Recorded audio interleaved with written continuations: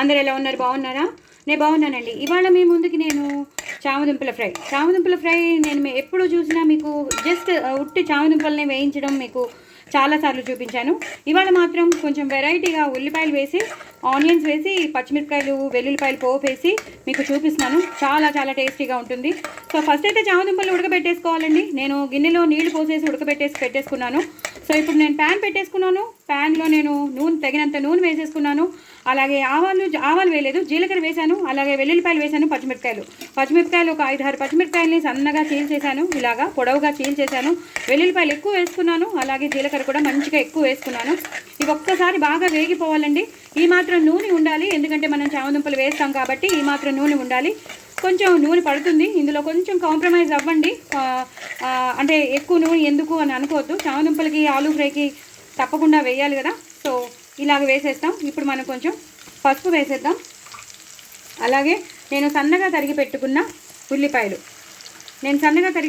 ఉల్లిపాయలు ఇలా వేసేస్తానమాట. అవి బాగా వేగాలండి. ఉల్లిపాయలు మాత్రం అలా కస్కస్ అన్నట్టు ఉండకూడదు. బాగా వేగాకనే మనం చామదుంపలు అనేవి వేయాలన్నమాట. సో ఇవి బాగా వేయించేసుకుంటాను నేను. పచ్చిమిరపకాయలు బాగా వేగిపోవాలి, అలాగే ఉల్లిపాయలు కూడా బాగా వేగిపోవాలి. ఇవి బాగా వేగితేనే మనం చామదుంపలు వేయాలి. సో ఇది వేగాక మీకు మళ్ళీ చూపిస్తాను. ఇవి కొంచెం టైం పడుతుందండి.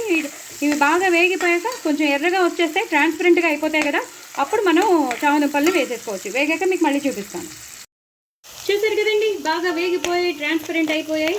ఈ టైంలో నేను ఉడకబెట్టేసుకుని సన్నగా ఇలాగా తరిగి పెట్టేసుకున్నాను కదా చామదుంపలు, అవి వేసేస్తాను. ఎప్పుడూ రొటీన్గా కాకుండా, అంటే ఉట్టి చామదుంపలు కాకుండా నేను ఉల్లిపాయలు వేసి చేస్తున్నాను అనమాట.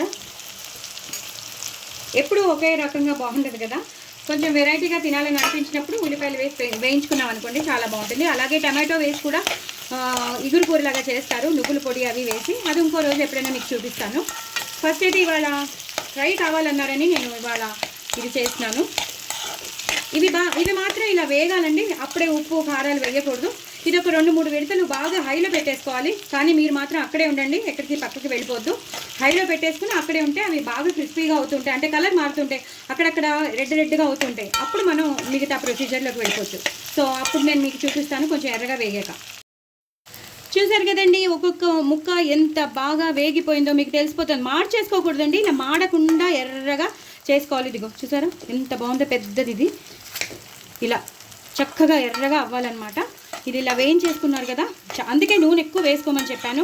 ఎక్కువ నూనె వేసుకుంటే ఇలాగా అవుతుంది. ఇప్పుడు సో ప్రొసీజర్లోకి వెళ్ళిపోదాం. సో కొంచెం కరివేపాకు వేసుకుందాం. అలాగే సాంబార్ పొడి మనం చేసి పెట్టుకుంటాను. మా ఇంట్లో సాంబార్ పొడి నేను మీకు చాలాసార్లు షేర్ చేశాను. సో అది వేసేసుకోండి. ఇంకొంచెం వేసుకుంటాను, సో దట్ మంచి ఫ్లేవర్తో ఉంటుంది. అలాగే కారం వేసేసుకుంటాను, మీకు రుచికి తగినంత. మీరు ఎంత కారం తినగలరో అంత, ఎందుకంటే మనం పచ్చిమిరపకాయలు కూడా ఎక్కువ వేసాం కాబట్టి. అలాగే రుచికి తగినంత ఉప్పు వేసేసుకోవాలి. తీసుకున్నారు కదా అని ఎక్కువ వేసేసుకున్నారు అనుకోండి, చాలా ఇబ్బంది అయిపోతుంది, మనం ఇంకేమీ చేయలేము. సో ఇలా మనకి తగినట్టు మనకి తెలిసిపోతుంది. పచ్చిమిరపకాయలు వేసుకున్నాం కాబట్టి మనం కారం తగ్గించుకోవాలి, ఎండు కారం. అదే పచ్చిమిరపకాయలు వేసుకోరనుకోండి, అప్పుడు ఇంకొంచెం కారం వేసుకున్నా నో ప్రాబ్లం. ఉప్పు మాత్రం చూసుకుని వేసుకోండి, మీకు రుచికి తగినంత వేసుకోండి. అయిపోయిందండి, ఎంతో టేస్టీ అయినా ఉల్లిపాయలు వేసిన చామదుంపల ఫ్రై అదిరిపోయింది. ఎప్పుడు రొటీన్గా నేను చేస్తూ ఉంటాను, ఇవాళ మాత్రం నేను నిశ్చయించేసుకున్నాను, ఉల్లిపాయలు వేసి చేయాలని నిశ్చయించుకున్నాను. అలాగే చేసేసాను. చాలా టేస్టీగా కనబడుతుంది. చూసారు కదా పచ్చిమిరపకాయలు సన్నగా చీల్చి ఎలా వేసాను. సో ఇంకా లాస్ట్లో కొంచెం కొత్తిమీర వేసేసి గార్నిష్ చేసేసుకోవడమే. అయిపోయిందండి. డూ ట్రై ఇట్ అండి. నా ఛానల్ మాత్రం సబ్స్క్రైబ్ చేసుకోండి, సపోర్ట్ చేయండి. ఎక్కువ కొత్తిమీర వేసుకోండి, నా దగ్గర కొంచెమే తక్కువ ఉంది, సో నేను తక్కువ వేసుకున్నాను. మీరు మాత్రం ఎక్కువ వేసుకుని కరివేపాకు వేసుకుని చక్కగా చేసుకోండి. చాలా చాలా టేస్ట్ అయినది. పెరుగులో నంచుకుంటే బాగుంటుంది, వేడివేడి అన్నంలో తింటే బాగుంటుంది, అదిరిపోతుంది.